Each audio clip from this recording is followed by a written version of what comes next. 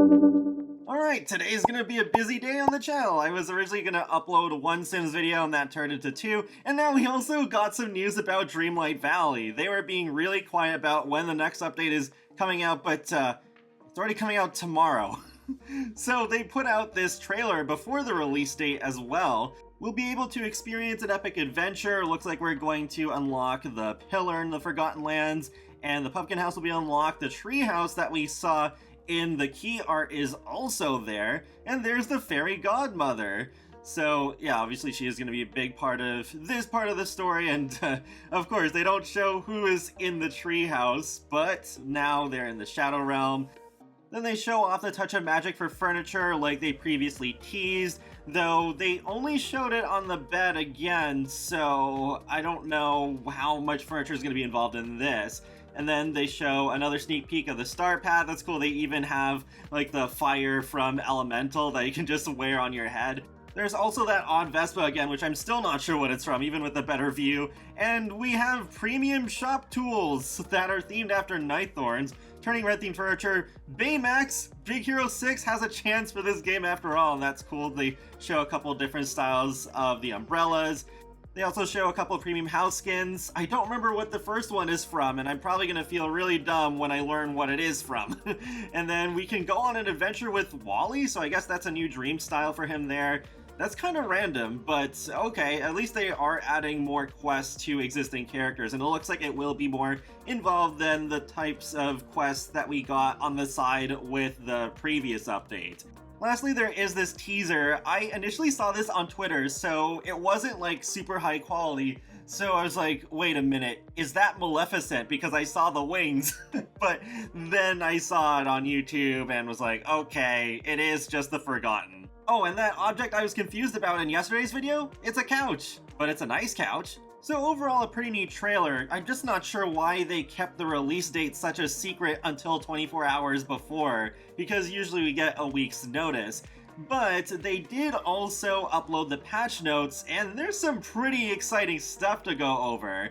So let's get started with that. It's our biggest story update yet. The story behind the forgetting comes full circle. The fairy godmother, along with her friendship quest, arrives in the valley, answering the long-standing question of who does that giant pumpkin belong to? Yes, my speculation for many months. Celebrate all things Pixar with the brand new Wonder of Pixar Star Path, featuring exclusive items from upcoming feature film Elemental, as well as Inside Out, Finding Nemo, Finding Dory, and Turning Red.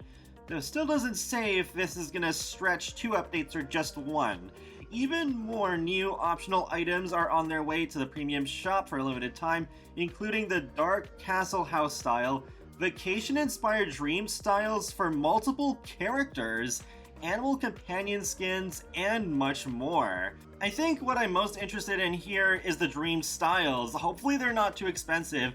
It seems like the newer items they've put in the premium shop are more reasonably priced than the older ones. I'm assuming those Nightthorn themed tools are also part of the premium shop. I'm pretty sure they were on that big survey I covered a month or 2 ago in another video. Then we have Browse with Confidence, preview the in-game models of items in the premium shop before purchasing them. This sounds like a great change, especially considering some of the bundles only show some of the items and not all of them, which is confusing. And then premium shop refresh time has been adjusted to Wednesday at 9 AM Eastern Time from Friday. New shipment alert, Scrooge McDuck's store has received a new batch of items, including a range of pumpkin-themed goods. And it's not even Halloween yet, but I guess it's just to go with the pumpkin house finally being unlocked. To help track which items from Scrooge McDuck's store you've added to your collection and which you haven't yet, a red dot will be displayed on store items that are not yet owned. Thank you! This is so needed. Many times I've questioned myself, wondering, wait a minute, did I actually buy that item already or not? Especially if it is something that I initially bought a long time ago. So yeah, very, very much needed. This is probably one of the best things in this whole update. Make your mark on the valley with the expanded Touch of Magic feature, allowing the customization of furniture using your hard-earned motifs. Bring a little more style to rainy days in the valley with new umbrella hand accessories. You can now place multiple different player houses throughout the valley. Please note, only one instance of any given house style can be placed. Okay, so you can only place, for example, one of Prince Eric's ship. You can't have like a whole fleet of 10 of them in your valley, which, you know what, actually, now that I think about it, that sounds kind of cool. Oh well. But then moving on to the next thing, step up your wardrobe. Use the new mannequin feature to save display and instantly change into your favorite outfits at the press of a button. This is definitely something I'm going to use a lot of. If you saw my valley tour from a few days ago, I already have a room set up on my first floor that's like a dressing room.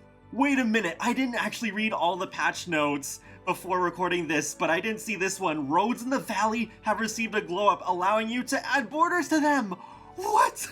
Just a few days ago, I saw someone bring up again, like how in the intro video, there's that shot with the avatar and Mickey and Minnie and Ralph's in the background, and there's borders on the path, and it's actually coming true now. This is a huge game changer, especially because you may have seen many people, including myself, use things like rocks and bushes along the side of the paths to just make them look prettier, and also, in some cases, like give the illusion of a curved path, but that takes up the item limit. I think that is a major reason why I'm bumping up so hard against that right now. So that is great. Customize the look of your tools with premium tool skins. Oh, okay. For some reason they just put that farther down the patch notes. We've added a newsfeed to the start menu to help keep you in the loop about all the latest Disney Dreamlight Valley updates. Alright, that sounds kind of neat, as long as it doesn't become super like ad focus like The Sims 4's main menu has become. And as a minor thing, I would like for the just still image in the background to change to a video of some kind, just to up the presentation value a bit. It's not like a big deal or anything, but I don't know, just to make the game look more polished, you know? But this next thing might actually be the best thing in the whole update. Added a toggle to the options menu on high performance hardware, PC, PlayStation 5, Xbox Series S/X, that allows players to increase the valley item limit, allowing for the placement of 1,200 unique objects / 6,000 total objects, including duplicates. So that's double the 3,000 we have right now. This is big. I know they said they were looking into it, but I wasn't expecting a change this soon, especially like, I thought it was gonna have to wait until we get perhaps more biomes, but this is great, especially as I was just saying, I was bumping up hard against the item limit, and now, for at least a good while, I won't have to worry about it. Like, I'm sure eventually there will be a point where it's like, oh boy, I might be bumping up against 6,000, but I think that is going to last me quite a while. Then we have added Steam and Epic Games Store achievements, and redacted root vegetables again. Redacted is me redacted. Okay, so I guess we're gonna have more of the colored potato mystery stuff. I really hope it's not going to be so complicated like it was with the blue and especially the orange ones. I haven't done those yet just because, honestly, it doesn't look fun. It looks painful. So I hope this update just wraps up that whole thing, because I've been theorizing for a while that the fairy godmother might have something to do with all of this. Actually, one thing, going back to the whole item limit increase, I wonder how this is going to work when it comes to multiplayer, because then, like, if you were playing on Switch, would you just be blocked off from visiting other players who have gone above the initial 3,000 item limit? If Switch players were allowed to visit valleys with 6,000 items in them, they would probably crash pretty quickly, so that's a little concerning. I guess this is still something that will just have to be addressed much farther down the road, but yeah, definitely an odd thing that I figured was holding them back from even increasing the item limit in the first place.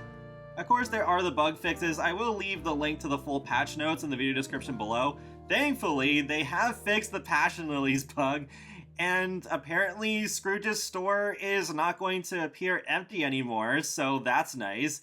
And we will be able to actually cook the Dream Fizz recipe. And it looks like they've also fixed one of Stitch's quests, where we couldn't actually give Stitch his repaired TV, which is good because I haven't actually started that quest yet. Overall, this update looks pretty exciting. I think I'm actually more excited for the quality of life improvements than I am for the fairy godmother. I mean, the item limit's finally increasing, and we can have borders on our pathways.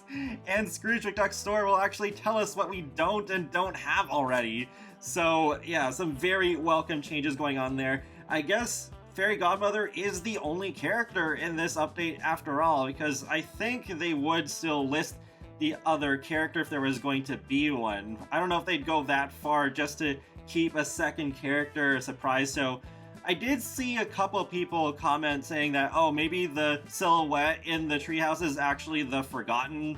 That's too bad. I was hoping the Scar update would be the only one to feature one character just because they were only getting started. It was the very first update. But that might even be the case with the next update with Vanellope too, since they only showed her on the roadmap, but at least in that case, they are teasing some kind of huge feature. So that is pretty much it. I will be streaming this update live on my Twitch channel tomorrow. Just by sheer coincidence, I have the next couple of weeks off. Initially, I wanted to take the last 2 weeks of June off, but my supervisor said no, because my other coworkers had already taken up time there, so funny how that works out. But feel free to let me know your thoughts on Update 5 in the comment section below, and be sure to subscribe if you'd like to keep up with my latest gaming content. I will talk to you all later, and have a great day. Thanks for watching!